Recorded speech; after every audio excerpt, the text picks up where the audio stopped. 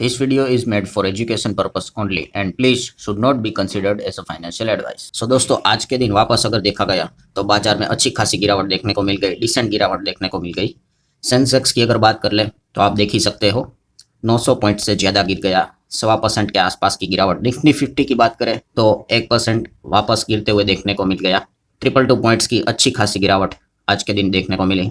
शुरुआत से ही gap down देखने को मिली थी, उसके बाद थोड़ा 1 सेकंड के लिए बीच में मार्केट ऊपर आने की कोशिश की थी, पर आज के दिन हरा रंग तो देखने को नहीं मिला और उसके बाद गिरावट ही गिरावट, यही सिनेरियो हमको देखने मिला है। अब नेक्स्ट हम कह सकते हैं इंडिया विक्स रहता है, निफ्टी विक्स भी इसको कहा जाता है। सो ये वापस 20 प्लस यहाँ पे आ चुका है। सो पॉइंट क्या है दोस्तों कि यहाँ पे बेयर वालों की वापसी होते हुए देखने को मिली है, मतलब वापस लाल रंग देखने को मिल चुका है। सो बेसिकली रीजंस क्या है, तो यहाँ पे दो बड़े कारण है दोस्तों जिस चीज के चलते वापस बियर वालों ने अच्छा माहौल बना था। वो कल के दिन हमने देखा कि कितनी जबरदस्त तेजी थी, 700-800 पॉइंट की तेजी हम लोगों को देखने को मिल रही थी और उसके बाद वापस लाल रंग देखने को मिल गया। 1.25% की आसपास की गिरावट इंडेक्स में देखने को मिली है और दो उसके पीछे कारण है। सो पहला कारण है दोस्तों, जिस चीज के चलते सबसे ज्यादा तेजी देखने को मिली थी उसी को लेकर एक नेगेटिव पॉइंट हम लोगों को देखने को मिला है, मतलब सीज फायर। जैसे कि हम सबको पता है कि अमेरिका और ईरान के बीच में सीज फायर का अनाउंसमेंट कल हो चुका था। 14 डेज के लिए, 2 हफ्ते के लिए सीज फायर हुआ था एंड कंडीशन वाला सीज फायर था कि अगर किसी ने बीच में कंडीशन तोड़ी तो सीज फायर भी खत्म, फिर एक दूसरे के ऊपर हमले करना शुरू कर देंगे। और जैसे ही सीज फायर की खबर आई उसके बाद ही हम लोगों ने देख लिया कि इसराइल ने लेबनान के ऊपर बहुत बड़ी एयर स्ट्राइक कर दी और एयर स्ट्राइक इतनी ब्रूटल थी कि 1100 से ज़्यादा लोग इंजर्ड हो चुके हैं और 250 से ज़्यादा लोग मारे जा चुके हैं। सो जस्ट इमेजिन ये कितना बड़ा अटैक इसराइल ने लेबनान के ऊपर किया है। और जैसे ही अटैक हुआ दोस्तों आप देख सकते हो सीज फायर डे 1, ईरान ने धमकी यहाँ पे क्लियर देना स्टार्ट कर दी है कि हम यहाँ पे विड्रॉ करने जा रहे हैं सीज फायर को। ये अब नहीं हो पाएगा क्योंकि उन्होंने बताया कि इसराइल ने सीज फायर को ब्रीच कर दिया है, तोड़ दिया है, तो लेबनान के ऊपर अटैक करके। सो इसीलिए ईरान ने बता दिया कि हम सीज फायर को शायद से अब विड्रॉ यहाँ पे कर सकते हैं क्योंकि रूल्स को यहाँ पे फॉलो नहीं किया जा रहा है। ईरान ने, इसराइल ने तो भाई अपना पक्ष सामने रख दिया है कि ईरान का जो सीज फायर है उसमें लेबनान है ही नहीं, it doesn't apply to Lebanon. And इसीलिए उन्होंने यहाँ पे क्या किया है, लेबनान के ऊपर यहाँ पे अटैक किया है। और अमेरिका की बात करें तो ट्रंप की बात करें तो ट्रंप ने भी इसराइल के हाँ में हाँ मिला दिया। ट्रंप सेज कि हाँ लेबनान एक सेपरेट मुद्दा है, वो जो सीज फायर से रिलेटेड चीज़ें हैं उसमें वो नहीं आएगा। और ये काफ़ी शॉकिंग स्टेटमेंट है क्योंकि हम लोग ट्रंप का जो ये पोस्ट है इसको देखें तो आपको पता है सीज फायर से रिलेटेड जो चीज़ें यहाँ पे चल रही है मिडवे के थ्रू चल रही है और वो है पाकिस्तान थ्रू।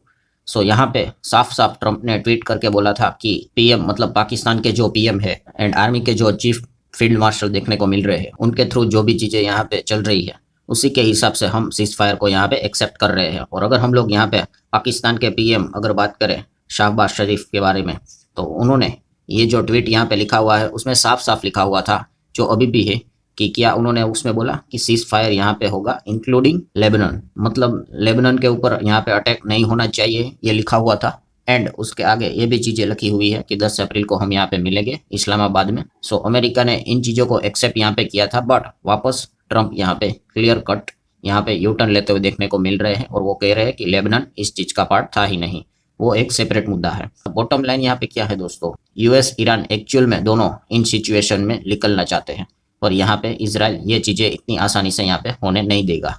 सो ये बार बार यहाँ पे हम लोगों को घटनाएं होते हुए अगर देखने को मिल गई तो हो सकता है कि ईरान क्या कर सकता है, विड्रॉ भी यहाँ पे कर सकता है सीज फायर से ऑफिशियली बड़े लेवल पे। एंड इस चीज के चलते मार्केट के पॉइंट ऑफ व्यू से अगर बात करें दोस्तों तो आपको पता है क्रूड ऑयल वापस फॉर्म में आ गया, WTI वापस 100 की ओर निकलते हुए देखने को मिला। ब्रेंट भी आप देख सकते हो 4% के आसपास अप्रोक्स तेजी है, वापस 3 डिजिट में आते हुए देखने को मिल सकता है। एंड जितना क्रूड बढ़ेगा उतना ही खराब चीज तो हमारे लिए रहेगी। प्लस काफी लोगों को ये डाउट भी आ रहा है कि स्ट्रेट ऑफ हॉर्मुज एक्चुअल में ओपन है कि बंद है। तो एक्चुअल में अगर देखा गया तो सीज फायर में बात लिखी हुई थी कि ईरान क्या करेगा, स्ट्रेट ऑफ हॉर्मुज को ओपन करेगा 14 डेज के लिए, ये किसी को तकलीफ नहीं होगी। पर उसके बाद ये जो जैसे स्ट्राइक हुआ लेबनान के ऊपर, खबर यहाँ पे निकल कर आ गई कि ईरान यहाँ पे क्या कर रहा है, ईरान स्ट्रेट ऑफ हॉर्मुज को अगेन यहाँ पे क्लोज करते हुए देखने को मिल रहा है। सो ये जैसे ये खबर देखने को मिल गई, मतलब ईरान की साइड से बातें बताई जा रही कि वापस क्लोज हो चुका है, अमेरिका की बात करें तो ट्रंप बता रहे हैं कि ये अभी ओपन है। सो काफ़ी हमें अभी कंफ्यूजन क्रिएट करते हुए देखने को मिल रहा है। बट यहाँ पे हम कह सकते हैं दोस्तों, ईरान का मतलब ईरान के जो मिनिस्टर है उन्होंने साफ साफ अमेरिका को मैसेज भेजा है कि एक चीज़ चूज़ कर लो, इधर लड़ना है तो लड़ो वरना सीज फायर।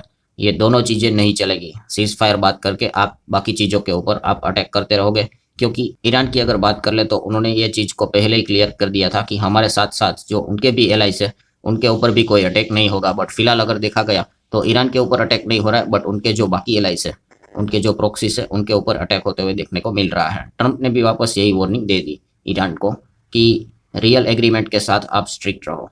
लेबनान का जो आप लेके चल रहे हो यहाँ पे, वो इसमें यहाँ पे आता ही नहीं है।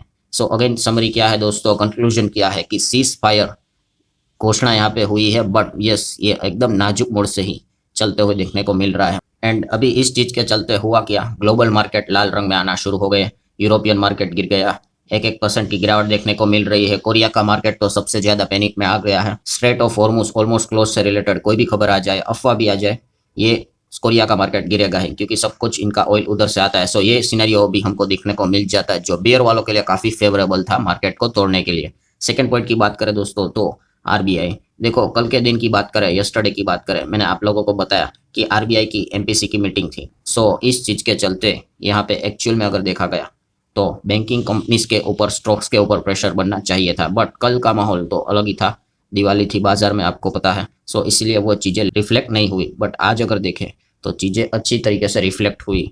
आप बाकी सेक्टर्स देख लीजिए और खास करके बैंक्स देख लीजिए। निफ्टी बैंक 1.5 1.5% से ज्यादा टूट गया। Nifty financial services same almost 1.5% के आसपास डाउन। सेक्टोरल इंडाइसेस चेक करेंगे तो फाइनेंशियल सर्विसेज 25 के हिसाब से बात करें तो ये भी 1.25% डाउन है। सरकारी बैंक्स की बात करें तो 1.27 पॉइंट नीचे, प्राइवेट बैंक 0.2% नीचे। मतलब क्या है कि जो कल से रिलेटेड जो चीज़ें पेंडिंग थी उसका अच्छा खासा दबाव देखने को मिल गया। एंड बैंक्स अगर टूट गए, फाइनेंस सेक्टर टूट गया, तो फिर वो बाजार के ऊपर मतलब बोलते हैं ना, बेयर वालों को फ्री हैंड मिल जाता है मार्केट को तोड़ने के लिए।